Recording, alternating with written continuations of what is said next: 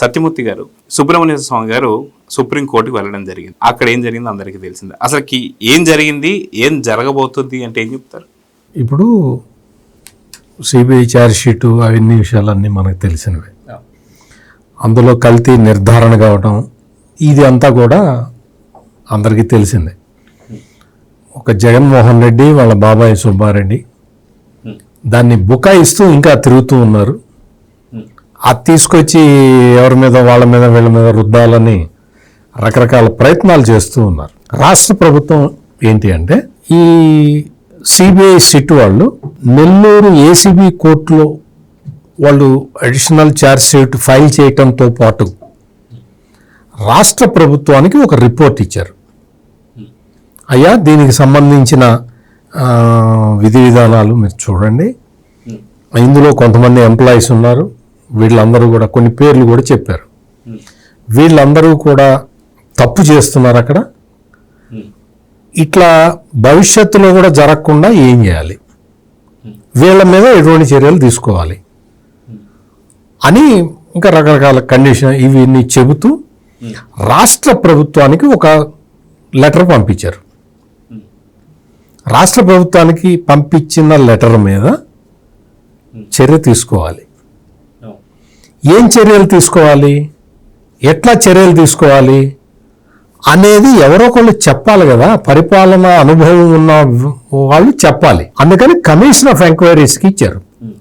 ఆ commission of enquiry Dinesh Kumar, ఈయన senior most IAS officer, chief సెక్రటరీగా కూడా పనిచేశారు. అంతకన్నా పెద్ద ఆఫీసర్ ఇంకోటి ఉన్నాడు. ఆయనకి బాధ్యత అప్పగించారు. అయ్యా సిబిఐ వాళ్ళు ఇచ్చిన రిపోర్ట్ ఇది, దీని మీద మనం ఫర్దర్గా రాష్ట్ర ప్రభుత్వం చర్యలు తీసుకోవాలి, ఎట్లా తీసుకోవాలి ఏంటి దీనికి మీరు చెప్పండి అని చెప్పి ఈ జగన్మోహన్ రెడ్డి, ఈ సుబ్బారెడ్డి, ఈ భూమన కరుణాకర్ రెడ్డి కేసులకి ఎట్లా అడ్డం పడతారో తెలిసిన వ్యక్తిగా చంద్రబాబు నాయుడు ఏం చెప్పాడు అంటే ఆ జీవోలోనే క్లియర్ కట్గా చెప్పాడు. అయ్యా దీనికి జరుగుతున్న న్యాయస్థానాల్లో జరుగుతున్న కేసుకి సంబంధం లేదు, సంబంధం ఉండదు, మేము సంబంధం పెట్టదలుచుకోలేదు, ఇది ప్యూర్లీ అడ్మినిస్ట్రేటివ్ మ్యాటరు. అది కూడా సిబిఐ వాళ్ళు రిపోర్ట్ మాకు పంపించారు కాబట్టి ఫర్దర్గా యాక్షన్ తీసుకోవాలి కాబట్టి మేము ఈ కమిటీని వేస్తున్నాము అని క్లియర్ కట్గా అందులో టర్మ్స్ ఆఫ్ రిఫరెన్స్లో క్లియర్ కట్గా చెప్పారు. ఆ జీవోలో అదే ఉన్నది. రేపొద్దున దినేష్ కుమార్ గారు ఆయన వచ్చి ఆయన కూడా గవర్నమెంట్ ఎట్లా చెప్తే దానికి సంబంధించిన విధి విధానాలు చెప్పింది కదా గవర్నమెంట్, ఆ విధి విధానాలకి అనుగుణంగా ఆయన కూడా దర్యాప్తు చేసి ఓ రిపోర్ట్ ఇస్తారు. దాని మీద తర్వాత చర్యలు తీసుకుంటారు. జగన్మోహన్ రెడ్డికి ఎందుకు భయం,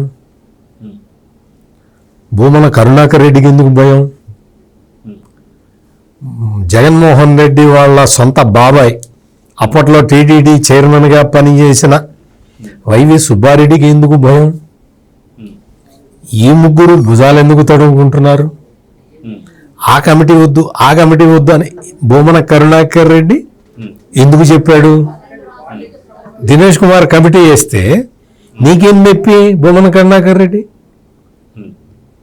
ఆయన వచ్చి చెప్పాడు.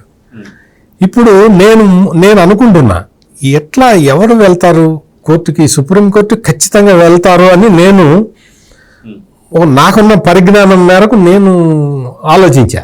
లేదు సార్, లాస్ట్ ఒక 2 days బ్యాక్ మన డిస్కషన్లో మీరు అన్నారు కూడా మరో మేధావి రాబోతున్నాడు అని కూడా.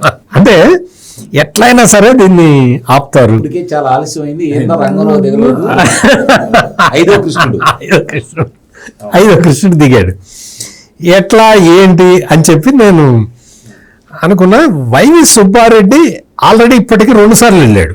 ఒకసారి ఏమో అట్లా కాదు ఈ కేసుని సిబిఐకి ఇవ్వాలని, ఇంకోసారి ఇంకో కోర్టుకి హైకోర్టుకి వెళ్ళాడు. నా అకౌంట్స్, నా భార్య అకౌంట్స్ చూస్తానంటున్నారు. వద్దు సార్, చాలా ఉంటాయి అందులో, వ్యక్తిగత గోప్యతని కథ చాలా ఉంటుంది అందులో, అది చూడొద్దు సార్ అని చెప్పి కోర్టుకి వెళ్ళాడు. ఇప్పుడు మళ్ళీ వైవి సుబ్బారెడ్డి కోర్టుకి వెళ్తే పైన పేరు చూసి వైవి సుబ్బారెడ్డి ఏం పర్లేదా అని అసలు కేసు లోపలికి చూడకుండానే తీసేస్తారు. ఎందుకు అంటే అదే కేసు అదే క్లయింట్ ఎన్నిసార్లు వస్తాడు కోర్టుకి అని తీసేస్తారు అన్న దీంతో వీళ్ళు ఏం చేశారంటే మేధావులు, అందరూ పెద్ద పెద్ద అసలు బాగా బలిసినవాళ్ళు కదా, వీళ్ళు ఆ సుబ్రహ్మణ్య స్వామిని తీసుకొచ్చి దించారు.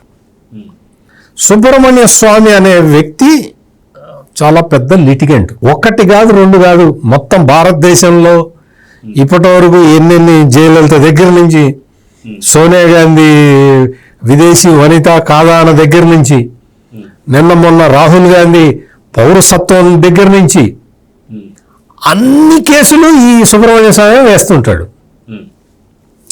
ఆయన కాదు, ఒక అలవాటు. భారతీయ జనతా పార్టీ అధికారంలోకి రాగానే కేంద్రంలో పాపం ఏదో పెద్ద ఆయన అని చెప్పేది అవకాశం ఇస్తే వాళ్ళ మీదే తిరగబాటు చేశాడు. అంటే అటువంటి వ్యక్తిని మరి ఎందుకు మొదటి నుంచి కూడా జగన్మోహన్ రెడ్డికి చాలా అనుబంధంగా పనిచేస్తూ ఉన్నాడు. ఆయన మరి భారతదేశంలో సోనియా గాంధీని ఎదిరించాడు, ఇంతమందిని రాహుల్ గాంధీని కేసులు వేసాడు, ఇంతమందిని వేసాడు, కానీ మరి 13, 14 అక్రమాస్తుల కేసులు ఉన్న జగన్మోహన్ రెడ్డి మరి ఎందుకో కనపడలా. నీకు మామూలుగా వాస్తవంగా సుబ్రహ్మణ్య స్వామి వేయాల్సిన పిటిషన్ ఏంటి అంటే, నీకు 13 ఈడీ కేసులు, సిబిఐ కేసులు ఉన్న వ్యక్తి ఎన్నికల్లో ఎట్ట పార్టిసిపేట్ చేస్తాడు, ఎమ్మెల్యే ఎట్ట గెలుస్తాడు, ముఖ్యమంత్రి ఎట్ట అవుతాడని వేయాలి. బెయిల్ ఎందుకని ఇంకా రద్దు చేయలేదు? వేయాలి కదా, వేసావా? అవి వేయ. ఇందులో ఈ కేసు దినేష్ కుమార్ కమిటీ వద్దు అని కోర్టుకు వెళ్ళాడు. వెళ్తే సుప్రీంకోర్టు క్లియర్ కట్ గా చెప్పింది, ఒకసారి చదువుకోనైనా అందులో ఏముందో, అది ఉండాలి, వెయ్యాలి అని చెప్పి సుప్రీంకోర్టు క్లియర్ కట్ గా, అందులో చీఫ్ జస్టిస్ ఆఫ్ ఇండియా ఆయన క్లియర్ కట్ ఆదేశాలు ఇచ్చాడు. ఎందుకు ఈ అడ్డుకోటాలు? నువ్వు తప్పు చెయ్యకపోతే జగన్మోహన్ రెడ్డి బాబాయ్ వైవి సుబ్బారెడ్డి, వాళ్ళ వియంకుడు వరుస అయ్యే భూమన కరుణాకర్ రెడ్డి, వీళ్ళ ముగ్గురు తప్పు చెయ్యకపోతే ఎందుకు అడ్డుకుంటున్నారు? ఎందుకు అడ్డుకోవాలని చూస్తున్నారు? సుబ్రహ్మణ్య స్వామి లాంటి వాళ్ళని ఎందుకు మధ్యలో తీసుకొచ్చి ఇరికిస్తున్నారు? వీళ్ళ మీద క్రెడిబిలిటీ పోయిందని మండల్లో బొత్స సత్యనారాయణ తెచ్చి ఇరికిచ్చారు పెద్ద ఆయన్ని.